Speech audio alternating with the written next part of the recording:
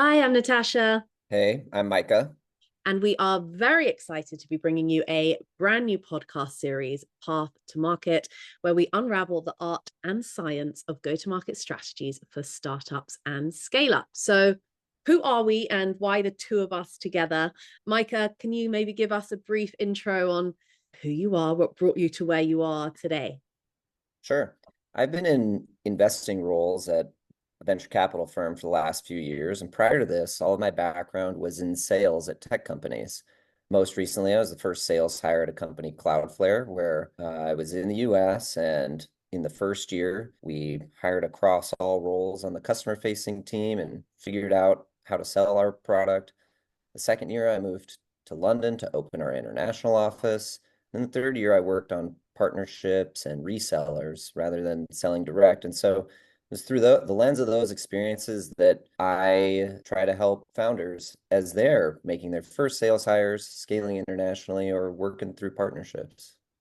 And I should add, so Micah and I have come together through many different ways as co-investors and things. And then also Micah's an extremely highly valued member of our Seedcamp expert collective, hugely valuable insights that he always has to share with our portfolio. And we've been talking over the years and thinking about this whole area of go to market and really, and we're seeing it especially today with so much focus on, driving customers, revenue, monetization, and path to that much sooner than previously people were looking for. And we realized there's just a lack of a consolidated place for where this information can live, an inability for people to necessarily distinguish between the different go-to-market motions. So our goal is to really come at it with our two different lenses. Obviously, Micah shared his amazing background in all things sales and obviously some very well-known businesses. And from my side, coming more from the marketing side of things, really seeing how these two interplay really closely together and how these two parts of the organization, well, the whole organization, frankly, but these two parts in particular need to be really, really closely aligned as you think about building that go-to-market motion out. Yeah, so Mike, I guess I'd love just for you to share a bit more of your wisdom with our listeners. And can you share an example of a company that you've worked with that face go-to-market challenges and just how you've helped them overcome that? Sure. Well, I do think it's important to realize that sales is both art and science. And the science of it can be something like a framework like MEDDIC, where you identify who's the economic buyer and who's the champion. But the art really depends on your product, the market you're selling to, the people you have inside of your company, and that art piece of it is tailored to everyone's situation. And we started doing these dinners together with a bunch of founders and a bunch of sales leaders.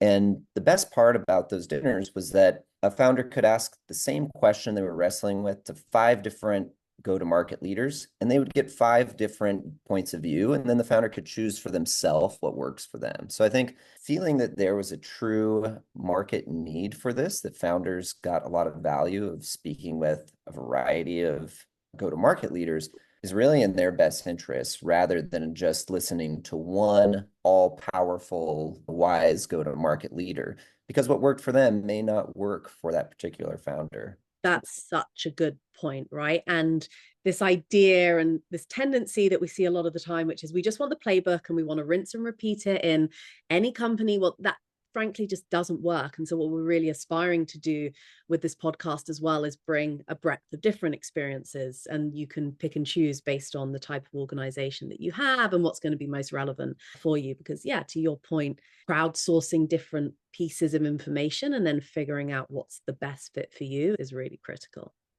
Yeah. Well, let me share a couple of examples of companies that I've been working with in real time to help some of their go-to-market challenges. So one is a hot YC company called endorsed.com, and they use AI to review resumes.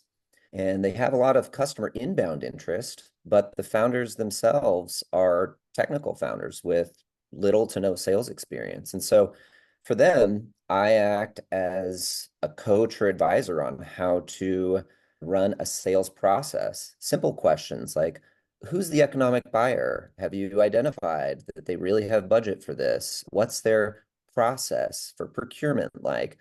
And helping them think about this end-to-end process of just how do you complete a sale?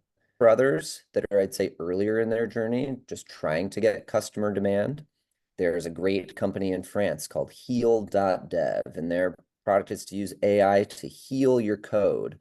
Well, who would need that? Seemingly everyone. But as we've gone along to figure out who the ICP is, we realized, large organizations have a whole quality QA team to figure out, oh, our code, here's where it's broken, we can fix it ourselves. So maybe the big org isn't the real target. So let's scale it down to small orgs. And what do small orgs really need? And so really getting more customer interviews to dial the product market fit, that's been the thing that Heal has needed. And now that they've dialed the product market fit, they're in France and they're going to make their first US sales hire. So now I'm helping figure out who's the right profile to hire here for you. So working on whether it's individual transactions, finding product market fit, or finding early hires are the best ways that I spend my time. And then what are some of the most common pitfalls you see founders falling into when it comes to all things go to market? And how are you helping them navigate around those obstacles? Well, I'd say there's conventional wisdom that a founder has to get the sales playbook ready, do all the founder selling, and then they can hire the first salesperson. And I would say that is kind of right. The nuance, though, is they don't need a playbook. You just need a couple plays. And the truth is the playbook is never hard coded. It's never finished. You are constant, all figuring out a go-to-market playbook is you run a bunch of experiments. You want divergent thinking, and then you figure out what works, and you come to an answer and say, hey, these are the few plays that actually work. And once you make that first sales hire, they should be running their own plays too. So I'd say that is one of the biggest mistakes as a founder thinking, I've got to have the sales playbook dialed. Because in reality, it's never dialed. Even in large organizations with large sales teams, a salesperson might get mapped to 150 accounts. And they say, hey, here's your 150 customers to try to sell to. And 100 of them will be, hey, we know this is our ICP. We know this is the vertical. We know the price point. But then another 50 might be experimental and say, hey, we think this vertical will sell. So run some experiments over there. Some people call it the majors and minors. And so I think that is one of the biggest mistakes, a founder waiting too long, thinking they have to have the playbook dialed before they bring on salespeople. Really insightful. I guess hiring's probably one of the ones I see as on the flip of that also going wrong quite a lot of the time. Not hiring the right person, either hiring way too senior too early on and being unrealistic in the expectations, or hiring very junior and not equipping them with the tools that they need in order to succeed. Do you have any experiences seeing similar? Yeah, I agree. I think the rate of a miss hire, especially in the first go-to-market hire, is incredibly high. It is easy for founders to be seduced by the logos on someone's resume and say, wow, they worked at Google or they worked at this great company. They're going to teach us how to do it. But if that person, if that candidate has only worked at Google when it's a large organization, they may be very good at systems and process and things that are established versus building the process and building the machine rather than being a cog in the machine is a much different skill set. It is a jack of all trades, an athlete where there's more work to do than there is people to do it. So your work goes beyond a job description of first sales or marketing hire. You're really doing 5 different jobs. And so I think finding that profile of someone who's comfortable in a small company, in an ambiguous environment, they can thrive. And so it can be a trap to be fooled by just how bright someone's halo is without knowing, did they build a machine or were they just really good at turning the crank on the machine? Couldn't agree more. It feels very different. When I started out in startups, there was really this, you didn't really expect a job spec because you knew even if there was one, it would be out of the window in terms of what you'd actually have to deliver on. And it was the attitude to, I'm going to figure this out, because that's what you need, the people with the smarts and the right attitude to figure out what's going to happen, because it's an unknown, right? It doesn't exist yet. And that's part of the fun and the roller coaster of startup land, I guess. Yeah, I agree. And I think that that's part of the inspiration of this podcast is that There are other people who have had to figure it out at other places, and hearing about their experiences hopefully can have a kernel of wisdom or inspiration for founders as they're trying to figure it out in their own journey. Speaking of kernels of wisdom, if you could give a single piece of advice to a founder thinking about their go-to-market strategy, what would it be?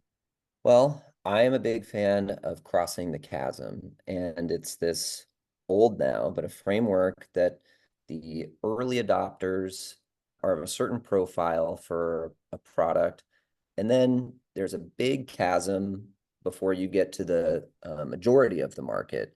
And the early adopters just have different motivations and different ways of buying. And then once you get across the chasm to this larger majority, they are more of the profile of, hey, nobody gets fired for buying IBM. They want something that's tried and true and reference customers, et cetera. And so the key piece of advice that I have for founders is it's okay to start with a very small market and be really good in that market. Because if you're trying to get to a big market and you just own 1% of that market, it doesn't matter. Whereas if you do something really well for a small market, you can capture 25, 50% of that market. Well, now you can build into other markets, and that's how you eventually cross the chasm and get the trust that customers need to be able to tap into the large majority of customers who have a different buying profile and want to buy the tried and true. So just focus on doing one thing really, really well. Even if it's a small market, that's okay. That's where you start and you expand from there. Crossing the Chasm is a great resource by Jeffrey Moore. If you're not familiar with it, highly recommend that you check it out.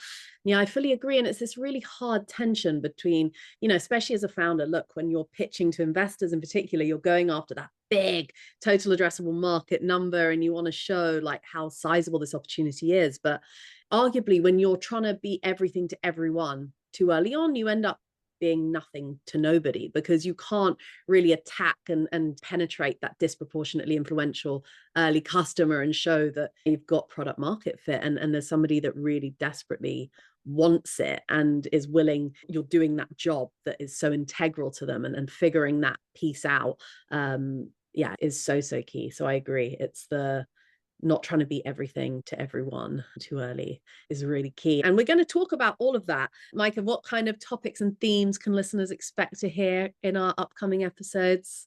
Well, I would say wherever a founder is in their journey, hopefully they'll be able to find something that applies to them, whether they're early or later. Something as early as trying to figure out what your ICP is, something as early as, do we hire an SDR to do outbounding and how do you do that? To later on, if we have an enterprise sales team, how do we run it? Or do we try PLG motion? I think these are all questions that founders wrestle with in the early days, but then later on, there are still questions to figure out. On that note, we are going to leave it there and say we are very excited to bring Path to Market to you. We really hope you enjoy it. We'd love your feedback on the episodes. We're always looking for great guests and experiences to bring you. So stay tuned for more. Looking forward to it.